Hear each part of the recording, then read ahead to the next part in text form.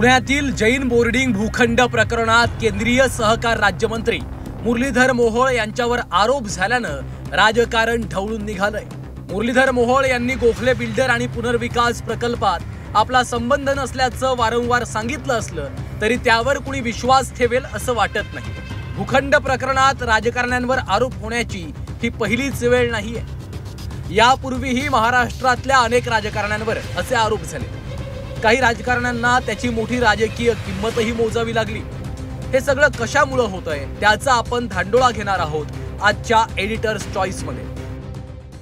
राजकारणी जेव्हा धंदेवाईक होतात तेव्हा त्यांना राजकारण आणि व्यवसाय हे वेगळे करता येत नाहीत। साहजिकच व्यवसायातील प्रगती साधण्यासाठी राजकारणाचा सर्रास वापर होतो आणि त्यामुळेच सगळं गणित फसतं। आता तुम्ही म्हणाल की राजकारणी व्यावसायिक का होतात? याचं उत्तर आहे निवडणुकीत पैशांचा होणारा अमर्याद वापर आणि पैशांचं राजकारण। गेल्या काही वर्षात राजकारणात तुम्हाला मोठं काही करायचं असेल तर तुमच्याकडे पैशांची गरज लागते।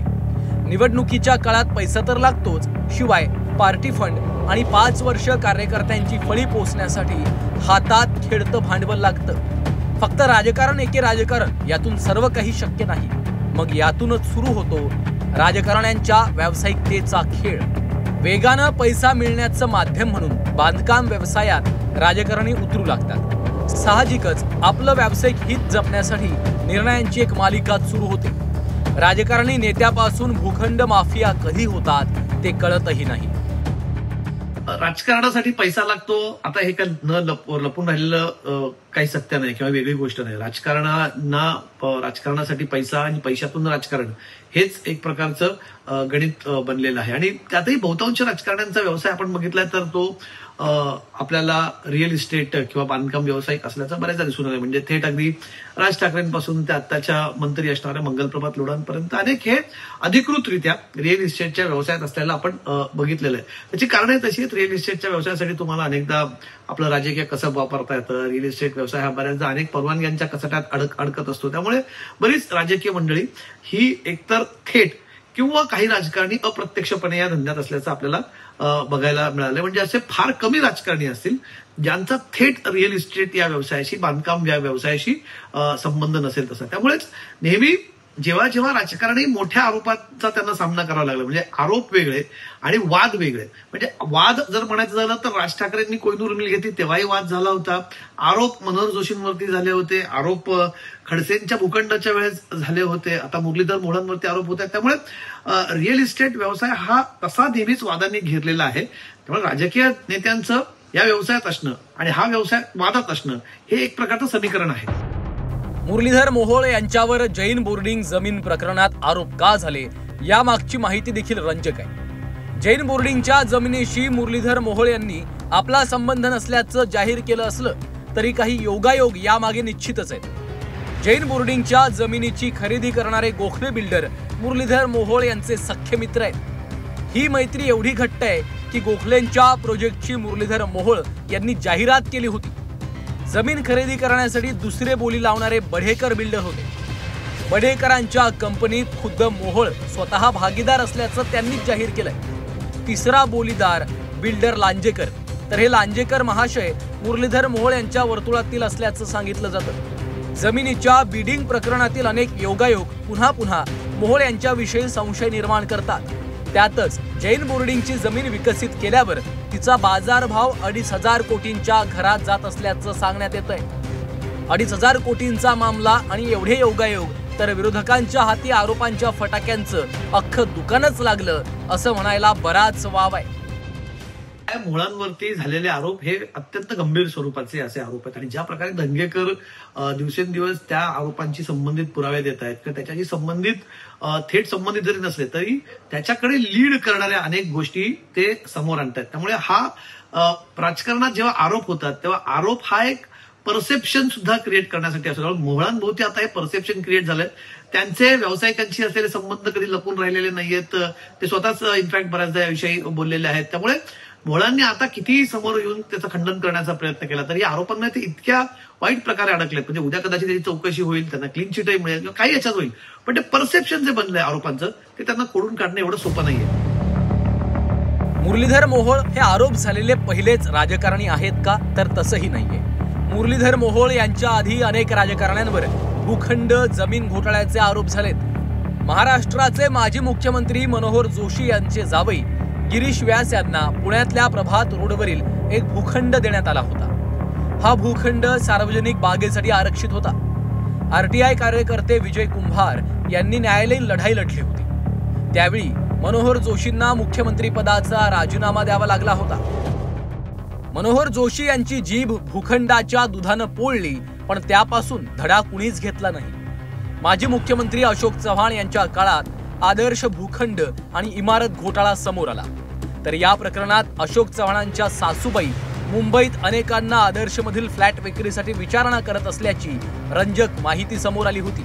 छगन भुजबळांवरही अंधेरीचा आरटीओ भूखंड पुनर्विकास प्रकल्प आणि कलिनातील भूखंड प्रकरणात आरोप झाले होते. त्या संदर्भात त्यांच्यावर ईडीचा खटलाही चालला होता.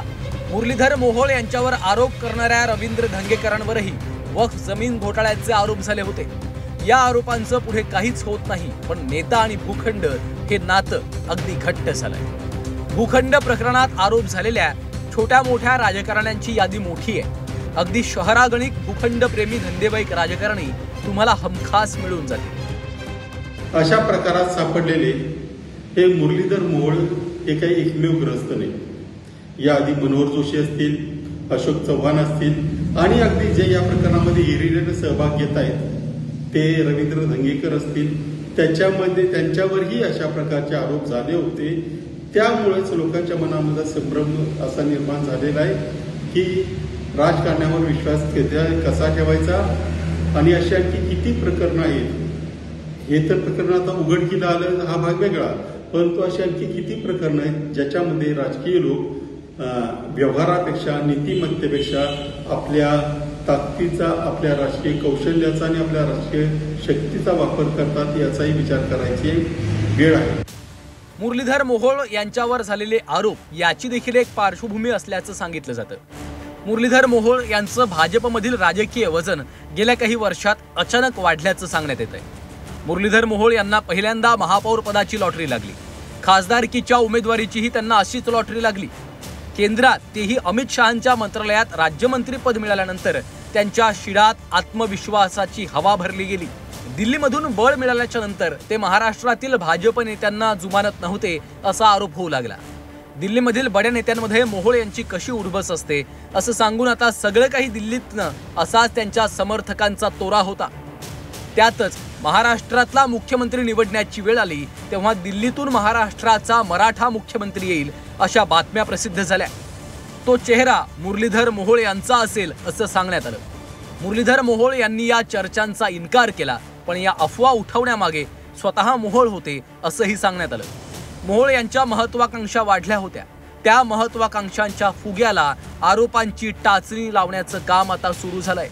मुरलीधर मोहोळ राजकारणात खूप झपाट्यानं वर आले आणि जनरली असं राजकारणाचा नियम आहे की राजकारणामध्ये तुम्ही मोठं होताना मुंगी होऊन साखर खावी असं म्हटलं जातं. अनेकदा अनेक मोठे राजकारणी याबाबत विधान करताना आपल्याला दिसतं की फार तुम्ही नजरेत आलात. मुरलीधर मोहोळ फार पटकन अनेकांच्या नजरेत आले आणि ते त्यांचा एक राजकारणातला फ्लॅम्बॉयन्स त्यांच्याकडे आहे. त्यांनी त्याचा खरं तर एक फ्लॅम्बॉयन्स म्हणा किंवा शो ऑफ म्हणा, मोहोळांचा शो ऑफ हा अनेकांच्या नजरेत आला. त्यांनी ज्या प्रकारची त्यांची उठबस आहे आणि कदाचित असंही म्हटलं जातं त्यांच्या निकटवर्त्यांमध्ये, पुण्याच्या राजकीय वर्तुळांमध्ये, पुण्याच्या पत्रकारांमध्ये की मोहोळांना राजकीय अँबिशन्स फार लवकर त्यांच्या जागृत झाल्या. म्हणजे असंही मधल्या काळात चर्चा होती की मोहोळांची बातमी की महाराष्ट्राचा मुख्यमंत्री जेव्हा निवडला जाणार होता, जेव्हा त्याच्या निवडणुका झाल्या 24च्या, अचानकपणे नाव आलं समोर मुरलीधर मोहोळांचं. मग ते अचानकपणे आलं होतं, ते नाव कुठून आलं याच्याबद्दल फार सुरस चर्चा तेव्हा कानावरती आल्या होत्या. त्यामुळे मुरलीधर मोहोळ यांना कदाचित राजकारणात फार झटपट मोठं व्हायचं असतं, त्यांना फार पटकन मोठा गॅम्बल खेळायचा होता असं एकंदरीत त्यांचे निकटवर्ती किंवा पुण्यातले राजकीय अभ्यासकही नेहमी चर्चेत सांगतात ही गोष्ट. त्यामुळे हे त्यांच्या अंगलट येत आहे का? मुरलीधर मोहोळांनी राजकीय अँबिशन्स बाळगाव्यात, त्यात काही खरं तर गैर नाही. कोणाला राजकीय अँबिशन्स असावेत, पण ते करत असताना आपण नक्की तो सगळा राजकीय पट कसा मांडावा कदाचित हे त्यांना फार जमलं नसावं. आणि अशा वेळेस विरोधक हे सगळीकडनंच जागृत होतात. तुमच्या मग विरोधक असतील, तुमच्या विरोधी पक्षातले असतील, तुमच्याच पक्षातले असतील, अनेक जण तेव्हा जागृत होतात आणि या एकंदरीत जागरूकतेतनं तुम्हाला स्वतःला खूप अलर्ट राहावं लागतं. जेव्हा तुमची एक जरी बाजू थोडीशी लंगडी असते ती पकडायला विरोधक किंवा तुमचे सगळेच म्हणजे पक्षातले हितचिंतक असतील किंवा बाहेरचे तुमचे विरोधक असतील, विरोधी पक्षातले लोक असतील, हे कधी सोडणार नाही. त्यामुळे तुमची एक बाजू जेव्हा अशी कुठेतरी उघडी पडत असते ती पटकन कॅप्चर करायला राजकारणी ही संधी सोडत नाहीत आणि कदाचित हेच सगळं मुरलीधर मोहोळांबाबत घडताना दिसतंय. मुरलीधर मोहोळ यांच्यावर तामिळनाडूच्या विधानसभा निवडणुकीची जबाबदारी आहे. आगामी पुणे महापालिका निवडणुकीत त्यांच्यावर मोठी जबाबदारी दिली जाण्याचीही शक्यता होती. पुण्यात भाजपच्या तिकीट वाटपात मुरलीधर मोहोळांचा वरचष्मा राहिल्यास आपलं काय या भीतीतूनच निवडणुकीच्या तोंडावर हे प्रकरण बाहेर काढून मुरली अण्णांची राजकीय नाकाबंदी केल्याचं सांगण्यात येत आहे. राजकारणाचा हा आणखी एक नियम असतो की तुम्ही जेव्हा मोठी लढाई लढायला जाता तेव्हा सगळ्यात पहिले तुमचा बालेकिल्ला तुम्हाला शाबूत ठेवावा लागतो. मुरलीधर मोहोळांचं सगळं राजकारण हे पुण्यात नाही आणि त्यांनी त्यांचं राजकारण हे नगरसेवक पदापासून सुरुवात केलेलं आहे. त्यामुळे ते टप्प्याटप्प्याने आज केंद्रात मंत्री झालेले आहेत. त्यामुळे त्यांना त्यांचा बालेकिल्ला शाबूत राखणं खूप गरजेचं आहे. आणि आपल्या बालेकिल्ल्यात आपण जेव्हा मोठ्या स्वारीवरती जातो किंवा जाण्याचा विचार असतो तेव्हा सगळ्यात पहिले आपल्या मागे आपला बालेकिल्ला किती शाबूत आहे हे एकदा ताचपडून बघायला होतं. कदाचित मुरलीधर मोहोळांना त्याच्यात कदाचित ते त्या राजकारणात कमी पडले असावे आणि पुण्यातच त्यांना खिंडीत कुठेतरी गाठलं जातं. मग त्यांचे सगळे पुण्यातले विरोधक आता एक प्रकारे जागृत झालेत आणि मुरलीधर मोहोळांना कुठेतरी असं म्हणावं लागेल की ते ज्या वेगाने खरं तर राजकारणात त्यांनी पुढची पावलं टाकत होते मोहोळ, त्यांना आपल्या विरोधकांचा अंदाज आलेला नाही. त्यांना तो एक प्रकारे ओव्हर कॉन्फिडन्स असेल असं म्हणू शकतो आपण की त्यांनी अंडर एस्टिमेट केलं असेल आपल्या सगळ्या विरोधकांना. आपण आता खूप पुढे निघून गेलो आहोत आणि ही सगळी मंडळी आता फार मागे राहिलीत, आपल्याबद्दल काही होऊ शकत नाही असं त्यांना कदाचित वाटलं असू शकतं. त्यामुळे या सगळ्या गोष्टी राजकारणात जेव्हा तुम्हाला मोठा एक डाव खेळायचा असतो तेव्हा या सगळ्या गोष्टींची खरं तर आधीच गोळाबेरीज करून ठेवायची असते. ती करण्यात मुरलीधर मोहोळ चुकले आणि त्यांनी हे आपण नक्कीच म्हणू शकतो की त्यांनी आपल्या सगळ्याच विरोधकांना, समोरच्या आतल्या बाजूच्या हितचिंतकांना सगळ्यांना ते कुठेतरी अंडर एस्टिमेट करत गेले आणि आज ते करूनच त्यांना कुठेतरी चेकमेट करण्याचा किंवा त्यांना एक प्रकारे घेराव घालण्याचा त्यांच्या भोवती हा सगळा आता राजकीय डाव सुरू आहे आणि तो त्यांना पुढच्या काळात कदाचित त्यांच्या करिअरला फार कदाचित घातक ठरू शकतो. राजकारणामध्ये तुम्ही योग्य वेळी संधी साधून खोसा लगावणारे बॉक्सरही हवेत. मोक्यावर विरोधकांना चितपट करून तुम्ही मोठे मल्ल असल्याचं सिद्ध करावं लागतं. मुरलीधर मोहोळ यांनी पैलवान म्हणून अनेक तालमी गाजवल्या असल्या तरी यावेळी त्यांच्या विरोधकांनी टाकलेला डाव त्यांना समजलाच नाही असं म्हटल्यास वावगं ठरणार नाही. ब्युरो रिपोर्ट, झी 24 तास.